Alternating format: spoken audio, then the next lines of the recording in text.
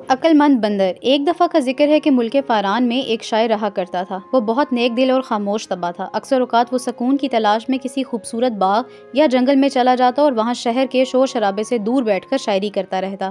ایک دن شاعر بے خیالی میں چلتا ہوا جنگل کے اندر تک پہنچ گیا۔ اس نے ایک درخت کے نیچے بیٹھ کر لکھنے کا سوچا۔ اسے معلوم نہ تھا کہ درخت پر ایک جن کا بسیرا ہے۔ ابھی اس نے لکھنے کا سوچا ہی تھا کہ اس کے سامنے ایک جن آ پہنچا اور خوفناک آواز میں دھاڑا، کون ہو تم اور تمہیں ہمت کیسی ہوئی میرے علاقے میں داخل ہونے کی؟ شاعر اتنی ڈراؤنی آواز سن کر خوفزدہ ہوا۔ میں پرسکون جگہ کی تلاش میں یہاں آ نکلا، مجھے نہیں معلوم تھا کہ یہ آپ کا علاقہ ہے۔ جن نے غصے سے دھاڑتے ہوئے کہا، بدبخت انسان، تم بچ کر نہیں جاؤ گے۔ میں تمہیں ایسی کڑی سزا دوں گا کہ تمام عمر یاد رکھو گے۔ تم اب بندر بننے کے لیے تیار ہو جاؤ۔ شاعر نے خوف سے کانپتے ہوئے التجا کی، نہیں، مہربانی فرما کر مجھے معاف کر دیں اور جانے دیں، میں اب کبھی ادھر کا رخ نہیں کروں گا۔ جن کو اس پر رحم نہ آیا۔ اس نے اپنی انگلیوں کو خاص انداز سے حرکت دی اور منہ ہی منہ میں کچھ پڑھا۔ اس کے منتر نے شاعر کو ایک بندر میں تبدیل کر دیا۔ شاعر کچھ بھی نہ کر سکا۔ کچھ روز ایک بندرگاہ پر آن پہنچا جہاں ایک بحری جہاز روانگی کے لیے تیار کھڑا تھا۔ بندر اچھل کر اس پر سوار ہو گیا اور خاموشی سے ایک جانب رکھے سٹول پر بیٹھ گیا۔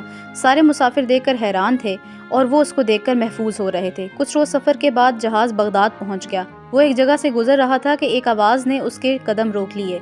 دو شخص اعلان کر رہے تھے، بادشاہ سلامت کو اپنے لیے مشیر خاص کی ضرورت ہے۔ تمام لوگوں کو دعوت دی جاتی ہے کہ وہ بادشاہ کو ایک خط لکھیں۔ جس شخص کا خط سب سے اچھا ہوگا اسے ہی مشیر خاص منتخب کیا جائے گا۔ بندر نے سوچا یہ بہت اچھا موقع ہے۔ اس نے جلدی سے بادشاہ کے نام ایک خط لکھ دیا۔ بادشاہ بندر کا خط پڑھ کر بہت متاثر ہوا اور اس نے دریافت کیا کہ یہ خط کس کی جانب سے ملا ہے۔ وزیر نے جواب دیا، علی جا، یہ خط بندر کا ہے۔ بادشاہ بہت حیران ہوا اور کہنے لگا، کیا کوئی بندر بھی ایسا خط لکھ سکتا ہے؟ یہ تو بہت حیرانی کی بات ہے، ہمیں اس سے ملوایا جائے اور ہم اس کا امتحان دوبارہ لیں گے۔ بادشاہ نے بندر سے کہا کہ وہ دوبارہ خط لکھے۔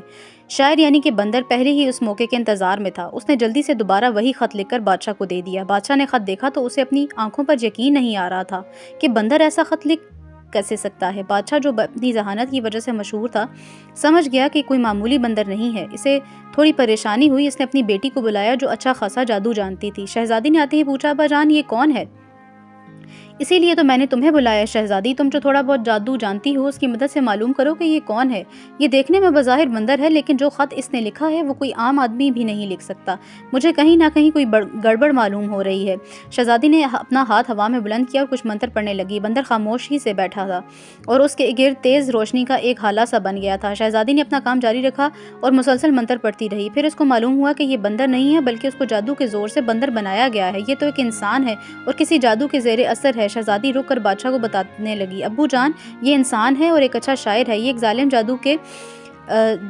ظالم دیو کے جادو کے زیر اثر ہے۔ یہ کہتے ہوئے اس نے جادو کا توڑ کرنے کے لیے کچھ اور منتر پڑھے اور یوں کچھ ہی دیر میں شاعر اپنی اصلی حالت میں آ گیا۔ اس نے اپنی اصلی حالت میں آتے ہی شہزادی کا شکریہ ادا کیا۔ سلطان شاعر سے مل کر بہت خوش ہوا اور اس سے مخاطب ہو کر کہا، تم واقعی بہت ذہین اور سمجھدار ہو، ہمیں تمہارے جیسے ہی انسان کی ضرورت ہے۔